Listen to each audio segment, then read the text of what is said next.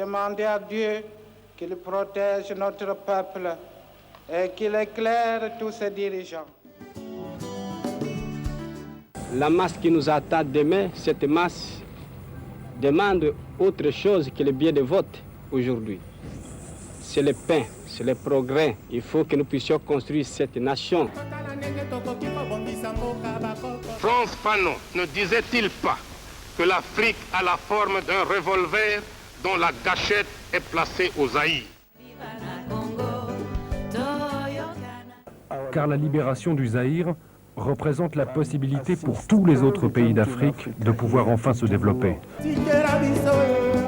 Qu'en dépit de complots visant sa déstabilisation et sa balkanisation, la République démocratique du Congo demeure unie dans ses frontières de 1960.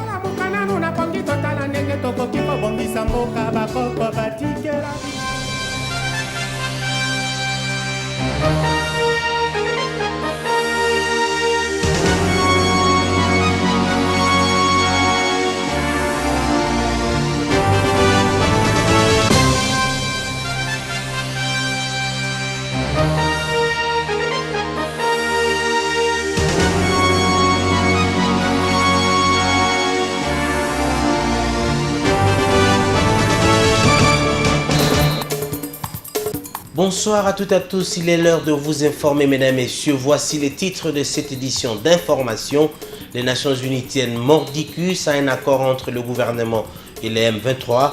Mary Robinson est attendue ce mercredi à Kinshasa pour pousser les deux parties à la décision. Fidel Babala, arrêté dimanche ici à Kinshasa et transféré à la CPI, devait être présenté ce mercredi devant cette cour où il doit répondre du chef d'inculpation de subordination des témoins. Patrick Tuboui, chargé des communications adjoint de la CPI à Kinshasa, que vous allez entendre dans ce journal, rassure que le prévenu bénéficie encore de la présomption d'innocence jusqu'à ce que sa culpabilité sera établie.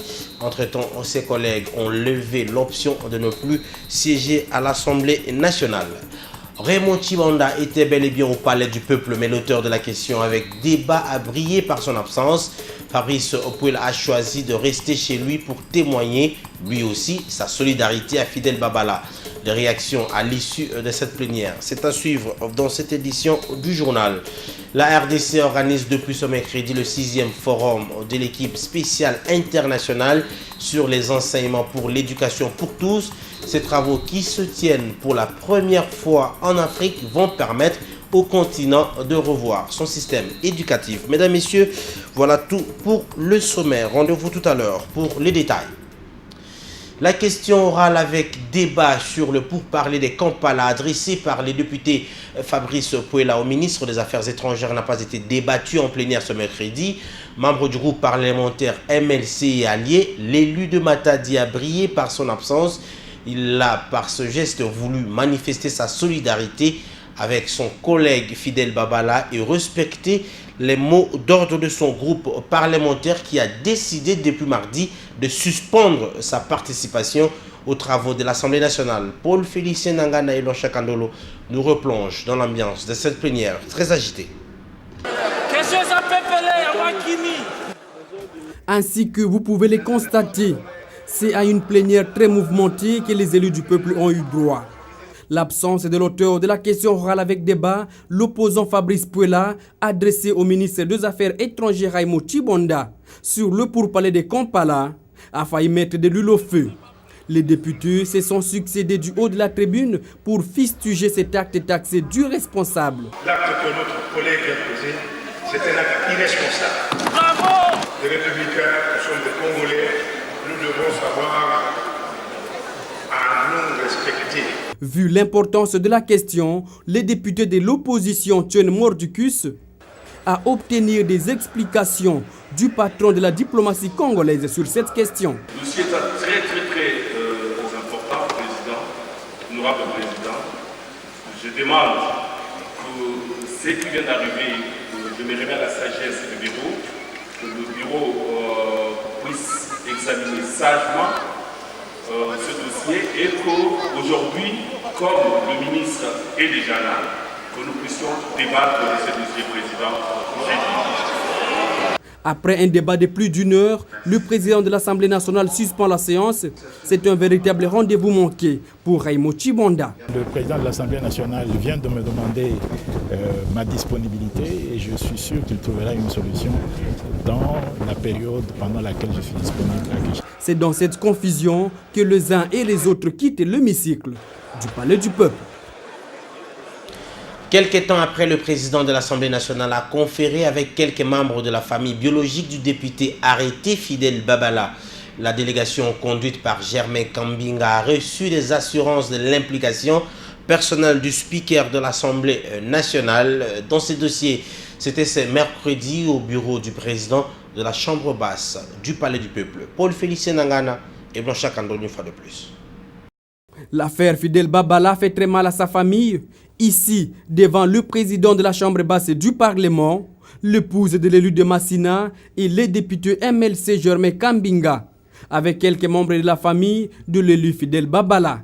Ils sont venus présenter un cahier de charges et solliciter l'implication personnelle du président de l'Assemblée nationale dans cette affaire. La famille de l'honorable Babala avait souhaité rencontrer la première autorité de l'Assemblée nationale, en l'occurrence le président de l'Assemblée, pour lui présenter des desiderata, une espèce de cahier des charges sur les attentes de la famille, évidemment la famille en concertation avec le concerné lui-même.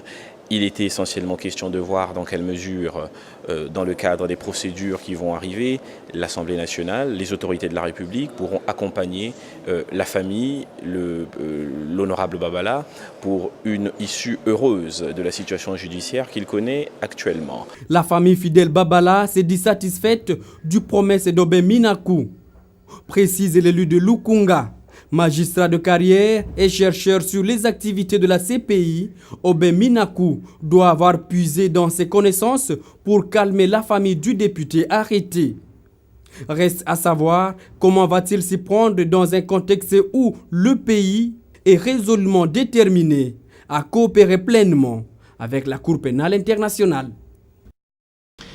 Face aux accusations du MLC qui charge la CPI d'acharnement contre Jean-Pierre Bemba, Patrick Tchibouyi, assistant chargé de la sensibilisation à la CPI à RDC, précise que la Cour pénale internationale ne s'acharne contre personne, elle fait son travail. Les personnes interpellées bénéficient encore de la présomption d'innocence, ce qui est normal. Il demande à la population d'attendre la décision des juges. Il était invité au point de presse hebdomadaire de la MONUSCO ce mercredi à son quartier général à Gombe. Ces propos ont été recueillis par Mariam Boya et Jean Lumossi. Le procureur notamment, qui a la charge de mener les enquêtes et les poursuites, a donc eu éventuellement à travailler sur ce dossier et la juge de la chambre préliminaire a estimé en délivrant le mandat d'arrêt qu'il y avait une base raisonnable de croire que ces 5 personnes auraient commis des atteintes présumées à l'administration de la justice. Le mandat d'arrêt délivré contre lui est intimement lié au procès en cours. Donc il ne faut pas conclure par là que la Cour pénale internationale s'acharne contre M. Jean-Pierre Bemba. Et c'est encore important de préciser que dans tous les cas, jusqu'à présent, toutes les personnes poursuivies notamment pour ces atteintes sont présumées innocentes. Comme on l'a dit, aujourd'hui nous aurons l'audience de première comparution devant le juge de la chambre préliminaire. Et même M. Jean-Pierre Bemba, jusqu'à ce que les juges rendent leur décision, bénéficie toujours de la présomption d'innocence.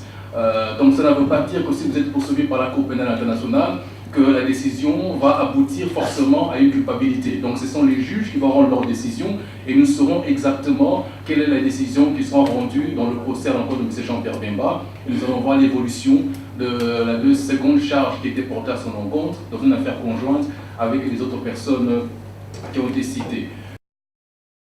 Les ONG des droits de l'homme de la RDC regrettent que la procédure appliquée pour son arrestation et son transfèrement à la Cour pénale internationale a été entachée d'irrégularités. Jean-Claude Katende interpelle la classe politique congolaise sur les dangers que représente la CPI pour la RDC. Il déplore aussi l'assassinat du président fédéral du MLC et Bakongo, Thierry Kassongo.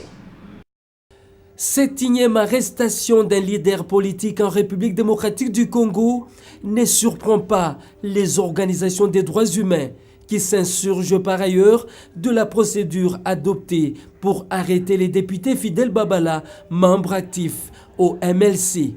Jean-Claude Katende de la ZADO pense que cette démarche va fragiliser les acquis de la cohésion nationale. C'est en fonction de cet engagement du gouvernement que la CPI s'occupe de certaines questions dans notre pays. Ce que nous condamnons, c'est la procédure qui n'a pas été respectée, mais il faut dire que ce qui arrive ne peut interpeller que tous les acteurs politiques, et c'est le fait aussi que le gouvernement n'a pas suivi, dans le cas d'espèce, n'est-ce pas, le discours du chef de l'État par rapport à la protection ou au soutien dont les citoyens congolais qui sont suivis, qui sont traduits devant la Cour pénale internationale, devraient bénéficier.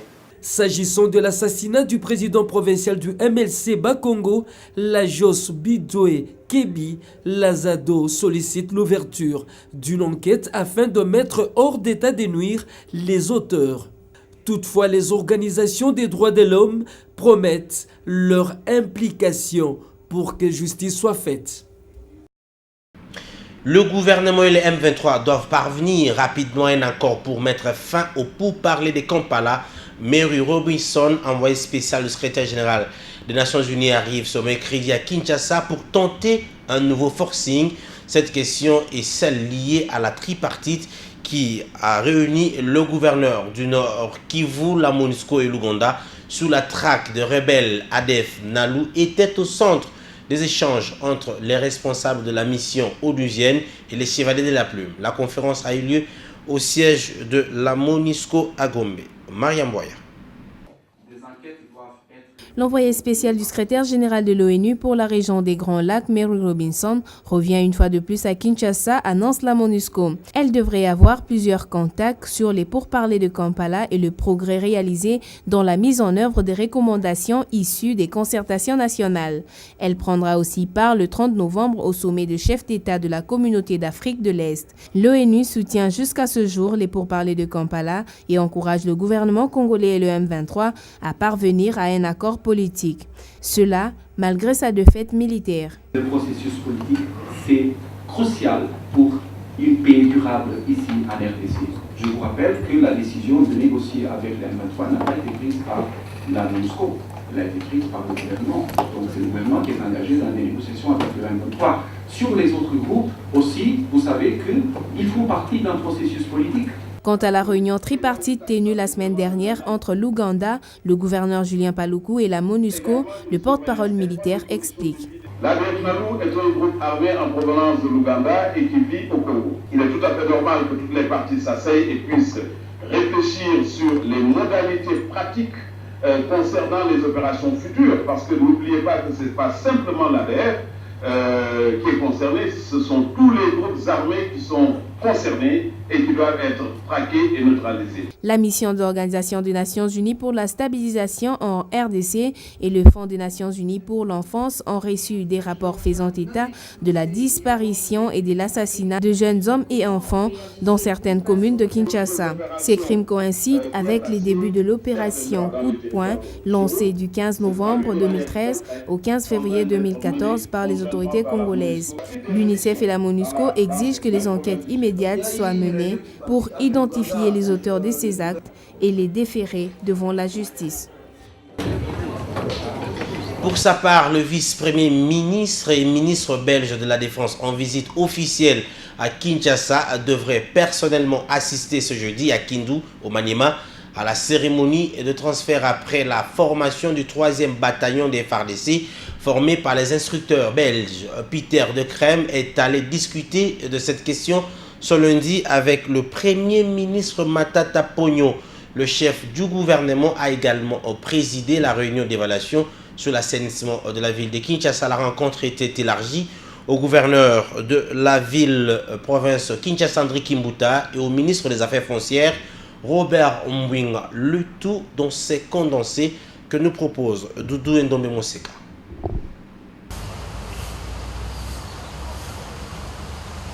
La coopération militaire RDC-Belgique est au beau fixe, à en croire Peter Decrem. La formation par la Belgique du 3e bataillon au Kindu en est une illustration éloquente. A noter également que parmi les militaires qui ont affronté les M23 au Nord Kivu, les éléments formés par les Belges font partie. Une question de fierté pour les vice-premiers ministres et ministres belges de la Défense.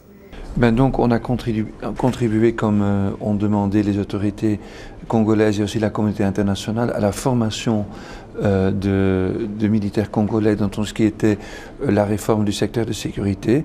Et donc le résultat le plus important, c'est qu'on a vraiment maintenant des gens qui sont bien formés et qui sont déployables sur le territoire congolais. Matata Pogno garde un œil sur la salubrité dans la ville de Kinshasa. Au regard de ce qui se fait actuellement sur les boulevards Lumumba jusqu'à l'aéroport international d'Njili, un pas a été franchi, mais la gestion intégrée des déchets demeure un casse-tête pour le Premier ministre et les responsables chargés de l'assainissement de la ville. Il est tout à fait normal que l'expérience qui nous réussit à travers la commune de la Gombe soit également transférée dans d'autres communes. C'est pourquoi, dans un premier temps, nous prenons les tronçons échangeurs, comme je vous l'ai dit, jusqu'à l'aéroport sur le boulevard Lumumba. D'ici là, je vous annonce déjà qu'il y aura une usine de transformation de déchets. Donc voilà la finalité. Comme nous avons ce qu'on appelle la décharge finale en passant, maintenant nous devons organiser l'appel d'offres pour que les grandes sociétés viennent pour cette gestion intégrée, donc collecte, tri et puis transformation de déchets en produits dérivés. Cette opération va s'étendre également dans d'autres communes de la capitale. André Kimbuta invite la Régie des eaux, la SNEL et la SCPT à remettre les infrastructures en état après avoir effectué des travaux de réhabilitation. On en vient à ces révélations du journal Le Potentiel sur les causes réelles des performances des forces armées de la République démocratique du Congo sur la M23. Joseph Kabila aurait été au four et au moulin à travers l'opération Pomme Orange, conçue début avril par lui-même dans le plus grand secret, avec la collaboration du chef d'état-major général des forces armées de la République, le général de brigade Didier Etumba. Je vous convie de suivre ce commentaire de la rédaction avec Bijumboui. Les groupes armés qui opèrent dans le Kivu ou partout ailleurs à travers le pays n'ont qu'à bien se tenir. Après la disparition tragique du M23, Joseph Kabila semble déterminé à faire la peau à quiconque s'hasarde à torpiller la paix sur le territoire national. Joseph Kabila aurait travaillé en secret comme Obama dans le plan de neutralisation du terroriste Ben Laden au Pakistan. Joseph Kabila s'est muré dans le secret pour produire l'opération dite Pomme Orange, celle qui a mis fin après quelques jours au règne du M23. On est loin, mais alors loin des déclarations fantaisistes de certaines personnes qui s'attribuaient et qui s'attribuent encore sans gêne aucune les fleurs de la victoire des FARDC.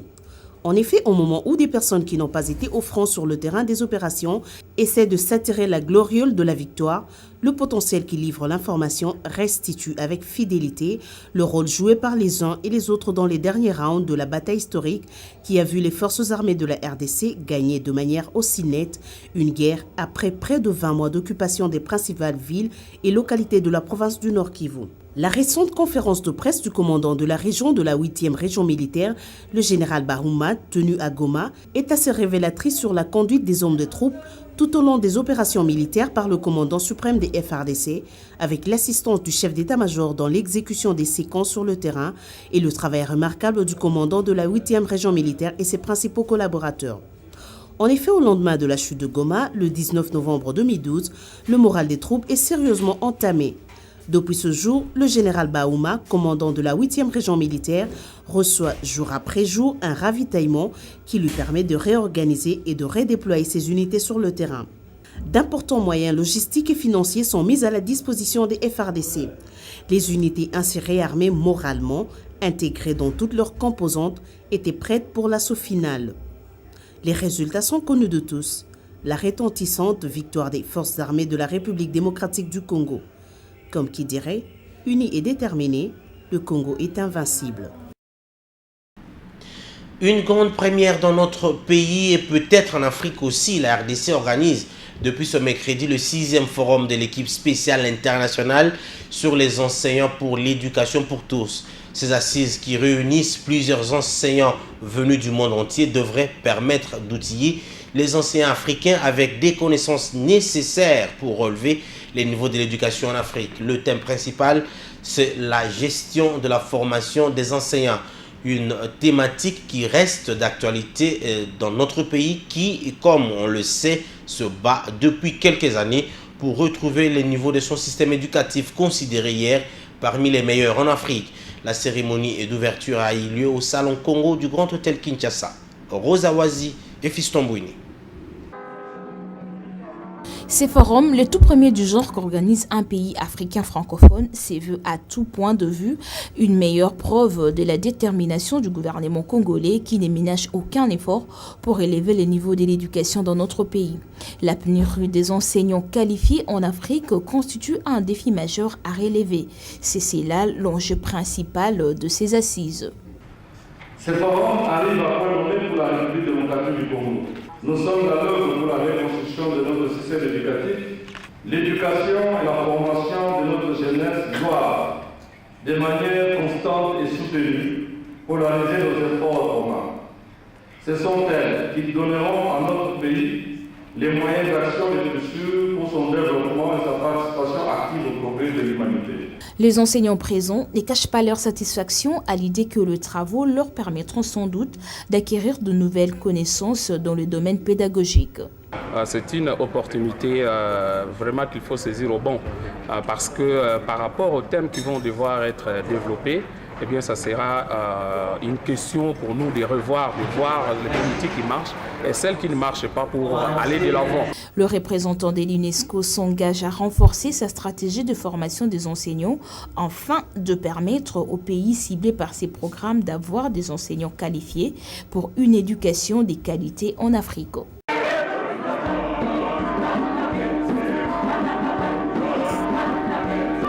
L'Organisation de la francophonie et l'Union africaine salue l'initiative de la RDC qui, à travers ses assises, a démontré la volonté réelle de son gouvernement de relever les niveaux de son éducation. On suivait.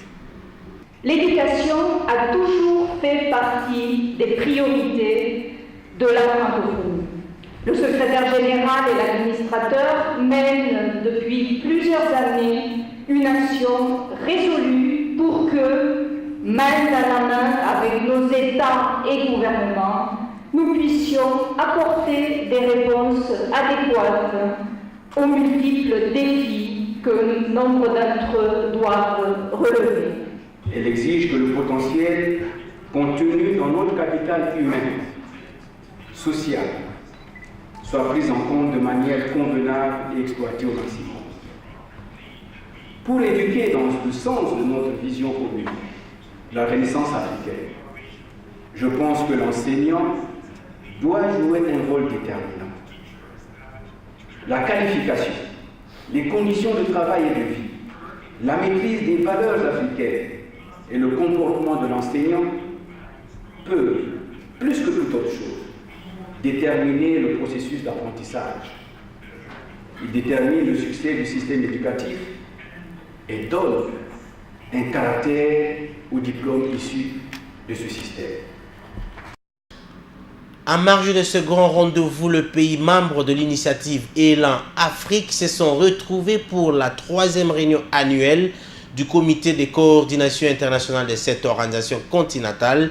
Ils évaluent les niveaux de l'intégration de l'utilisation des langues locales dans les différents systèmes éducatifs dans les 8 pays membres. Le ministre congolais de l'EPSP a rassuré ses pairs que la RDC a déjà, depuis cette année scolaire, inscrit l'apprentissage des langues nationales au niveau de l'école primaire. Les travaux se tiennent à Fleuve Congo Hôtel. Rosa Wazi et Fiston Bouini. Une année après son lancement, l'heure est à l'évaluation. Voilà qui justifie cette rencontre de 2 jours qui réunit les points focaux de la coordination internationale de l'initiative Élan Afrique.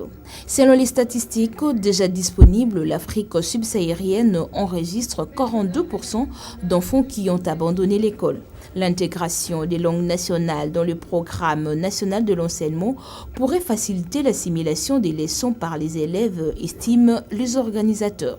d'apporter à cette difficile question de l'amélioration de la qualité de l'éducation en Afrique. Car le constat est alarmant. Selon les statistiques de l'UNESCO, 176 millions d'adultes en Afrique subsaharienne ne peuvent ni lire ni écrire. En RDC, ces programmes et d'application depuis les débuts de cette année scolaire, confirme Macky Mwangou, avant d'exhorter les participants à un travail de qualité en vue de formuler des recommandations pertinentes. La nécessité de mettre en œuvre un programme efficace de sensibilisation continue pour mobiliser les publics et les parents à la cause de l'enseignement biplurilingue dans un système éducatif compétitif et performant. Au total, 8 pays prennent part à cette réunion qui se clôture ce jeudi. Parlons finances à présent. Patrice Kitebi se dit satisfait du travail abattu par les régies financières.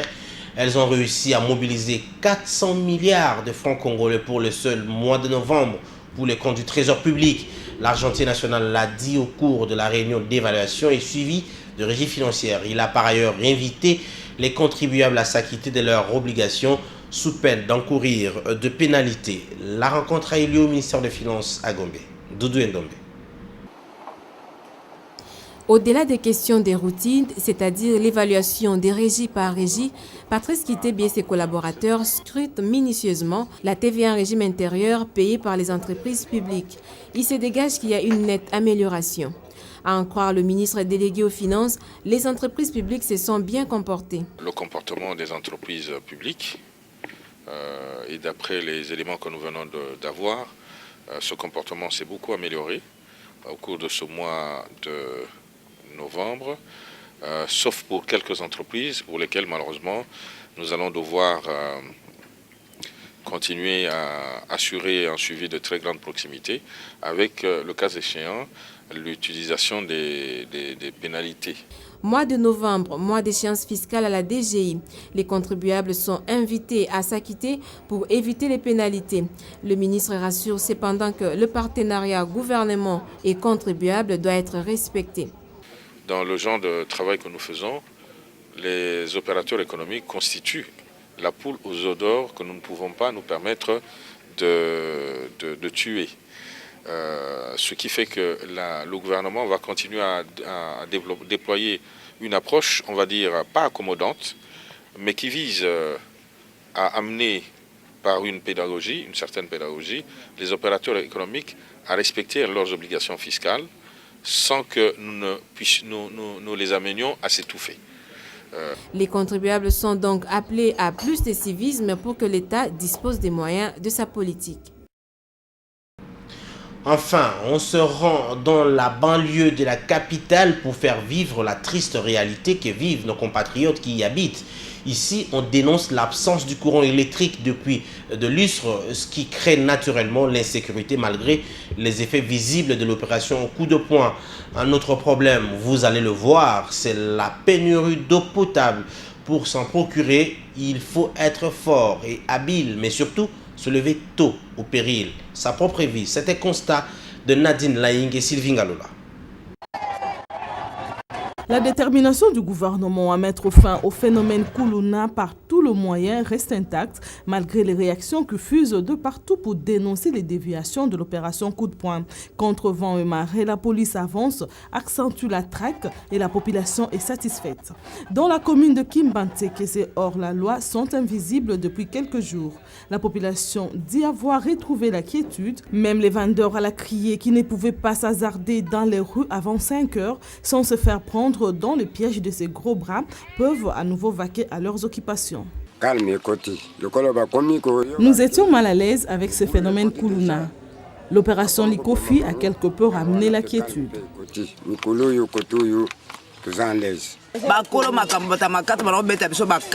Ces garçons nous créaient beaucoup d'ennuis. On ne pouvait pas se promener à partir de 18 h. Nous saluons la décision des autorités car nos nuits sont à présent paisibles. Dans cette partie de Kinshasa, on prévient que le Kuluna ne se sont pas tous retirés. Ils ont, semble-t-il, changé de stratégie. Pendant la journée, ils s'éterrent comme de rats dans leur maison. La nuit tombée, ils profitent de l'obscurité pour se venger. Dans les heures perdues de la nuit, tout homme qui ose prendre la rue s'expose aux représailles de ces inciviques. La population du quartier Mienzi invite la police à doubler de vigilance. Outre l'insécurité et l'obscurité qui exposent tout ce quartier à la merci de ces hors-la-loi, la population fait face à une pénurie d'eau potable. La situation dure depuis des années, accuse le plus-habile. Les femmes et les jeunes filles sont obligées de parcourir de longues distances à la recherche de l'eau. Et comme il fallait s'y attendre, c'est elles qui font le frais des attaques répétées de Kuluna et bien d'autres bandits de grands chamas. La vie est vraiment difficile ici à Kimbatseke. L'eau ne coule pas dans les robinets et nous sommes obligés de parcourir de longues distances pour nous approvisionner en eau potable. Nous ne buvons que l'eau de pluie. Les robinets placés par les ONG sont bouchés alors que les autorités ne font rien pour décanter cette situation. Le matin, pour aller à l'école, nous ne nettoyons que nos pieds parce que l'eau est difficile à puiser ici. Sans l'intervention urgente et rapide de pouvoir public, ces compatriotes sont encore condamnés à user leur talent à la recherche de l'eau, mais aussi à se faire violenter par les Kuluna qui profitent de l'absence du courant électrique pour opérer. Revue de presse à présent, et c'est Jemima Mogo qui s'invite, qui a fait la sélection et a commenté pour vous. Revue de presse. C'est un mercredi pauvre en journaux. Contrairement à l'accoutumée, les Kinois n'ont pas eu droit à leurs journaux, tout simplement parce qu'il a été défendu aux vendeurs des journaux de vaquer à leurs occupations quotidiennes en toute quiétude. Les deux journaux parvenus à notre table ont consacré leurs unes à deux sujets différents. Le Potentiel consacre sa une à l'opération Pomme Orange, un plan conçu début avril 2013 par le commandant suprême des forces armées de la RDC, Joseph Kabila, pour neutraliser définitivement le M23. Le quotidien révèle que ce plan, géré dans le plus grand secret avec le chef d'état-major général des FARDC Didier Etumba, n'a été révélé dans son volet opérationnel au général Baouma, commandant de la 8e région militaire, que 4 mois plus tard à Kisangani. Ce plan à exécution dans un délai maximum de 30 jours est assorti d'une phase intermédiaire qualifiée de test. Mais il faut quand même reconnaître que le M23 n'est pas le seul groupe armé qui opère dans l'est de la RDC. Il y en a au moins 50 qui continuent à opérer et leur neutralisation n'est pas chose facile. C'est ce que nous révèle le Potentiel en ce deuxième titre. Ayant servi sous les ordres de Kinshasa, certains d'entre eux campent sur leur position. Toutefois, les FARDC multiplient des menaces en appelant les groupes et milices à se rendre avant que l'armée loyaliste ne déploie des moyens forts. Enfin, la prospérité consacre sa une à l'affaire Babala.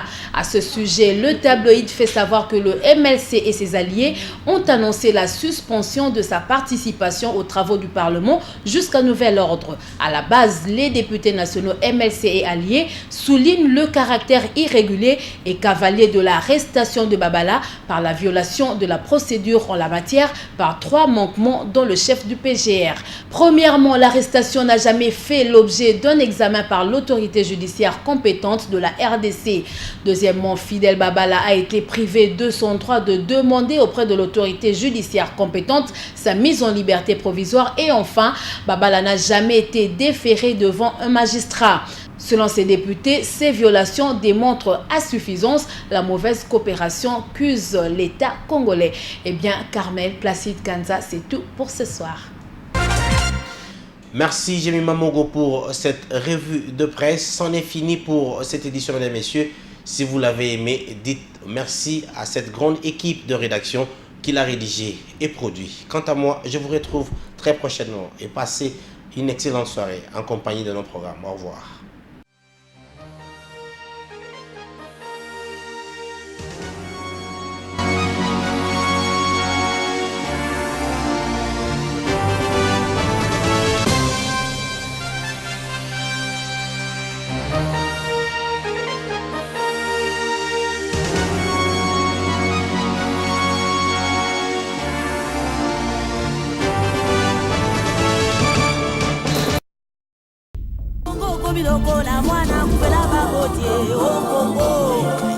Les complots étaient déjà faits.